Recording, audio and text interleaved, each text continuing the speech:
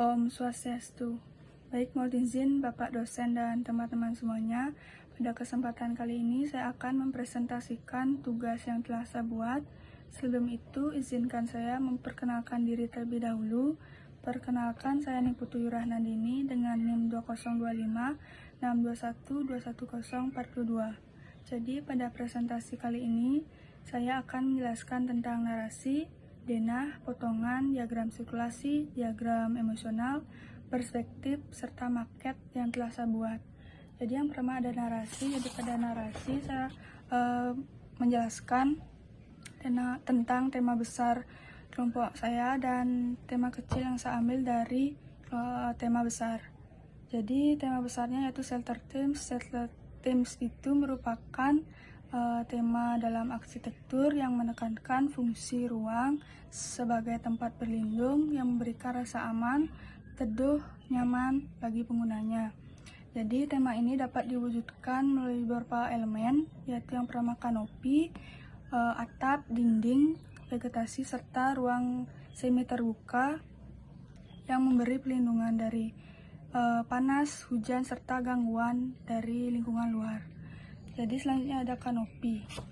Apa sih hubungan kanopi dengan maket yang telah saya buat? Jadi hubungan tema kanopi dengan maket saya ini sangat berhubungan kuat karena pada elemen atap berupa struktur kayu horizontal ini berfungsi sebagai pelindung sekaligus membentuk pengalaman ruang. Jadi kanopi pada bangunan ini tidak sepenuhnya menutup ruang, tetapi memberi perlindungan dari panas matahari dan udara-udara itu masuk melalui celah dari kanopi ini seperti struktur kayu pada maket ini. Jadi selanjutnya yaitu tentang denah. Jadi pada lembar ini saya membuat dua gambar, yaitu yang ada sebelah sini ada kerangka atap yang dimana desain ini menggunakan susunan rangka linear yang tersusun sejajar seperti repetitif, dan terdapat juga penutup kerangka kayu ini berupa kaca bening seperti skylight. Di sampingnya yaitu ada denah, yang mana denah bangunan ini dirancang dengan pola sirkulasi linear yang mengarahkan pengguna dari luar menuju area tengah bangunan. Jadi akses masuknya melalui jalur yang berwarna gelap ini sebagai area transisi awal menuju ke dalam bangunan. Jadi perbedaan elevasi ini juga menciptakan hierarki ruang, di mana area yang semakin tinggi itu terasa semakin terbuka karena bukaannya yang luas, serta untuk denah dan kerangka atap ini memiliki luasan keseluruhan yang sama, yang dimana luasannya itu 42,75 meter persegi, dan untuk panjang bangunannya itu 9 meter dan lebarnya itu 4,75 meter. Jadi terdapat juga jarak antara kolom itu berukuran 2,25 meter. Nah, dapat lihat juga ada beberapa potongan, yaitu potongan AA yang vertikal dan potongan BB yang horizontal. Jadi selanjutnya yaitu ada potongan AA. Jadi potongan AA ini menunjukkan hubungan sirkulasi dan perubahan elevasi ruang dari area paling bawah hingga area paling atas. Jadi dapat dilihat pada bordes paling bawah ini sebagai titik dasar, terus yang bordes yang kedua itu memiliki elevasi 80 cm dari titik dasar, terus bordes yang ketiga berelevasi 1,40 meter, terus bordes yang keempat berelevasi 2 meter, terus bordes yang paling tinggi ini paling atas berelevasi 2,80 meter dari titik dasar. Terus tinggi temboknya ini 3,20 meter dari titik dasar, dan tinggi keseluruhan dari titik dasar hingga ke kerangka kayu ini berelevasi atau berukuran 5,70 meter. Dapat dilihat juga ada skala manusia yang kurang lebih tingginya 165 cm, itu sebagai perbandingan antara manusia dengan bangunan. Terus selanjutnya yaitu ada potongan BB.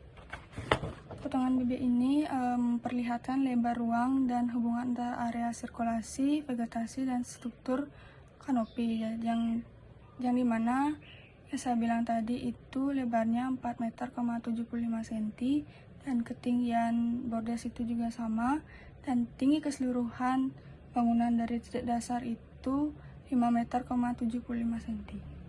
Baik, selanjutnya yaitu ada diagram sirkulasi atau movement diagram. Pada diagram ini saya menggunakan tanda panah utuh sebagai tanda jalan normal di awal sirkulasi dan di atas bordes paling tinggi.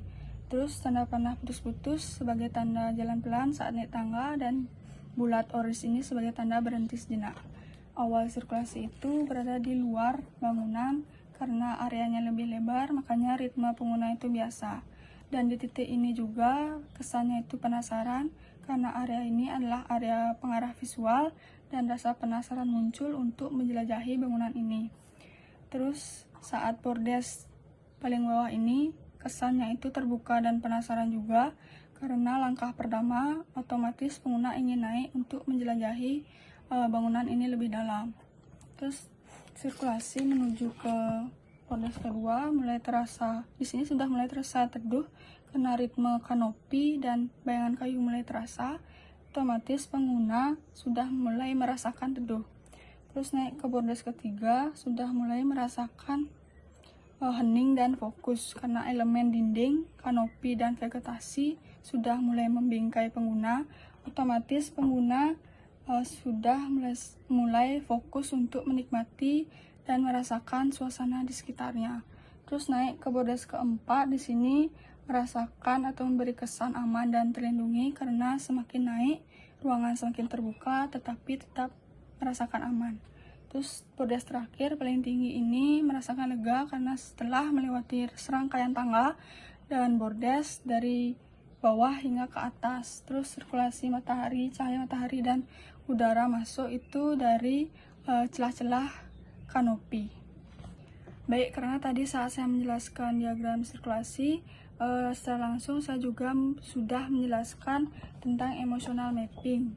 Jadi selanjutnya yang terakhir itu ada perspektif. Jadi perspektif yang saya buat yaitu ada dua, perspektif tampak depan dan samping, yang dimana dapat dilihat dari sisi depan dan samping tetapi menunjukkan konsep bangunan yang sama. Jadi secara keseluruhan penggunaan material kayu, vegetasi dapat memberikan kesan yang hangat, nyaman, dan menyatu dengan alam. Baik, sekian presentasi tugas dari saya. Mohon maaf apabila ada yang kurang berkenan. Saya akhiri dengan Paramasanti. Om Santi Santi Santi Om.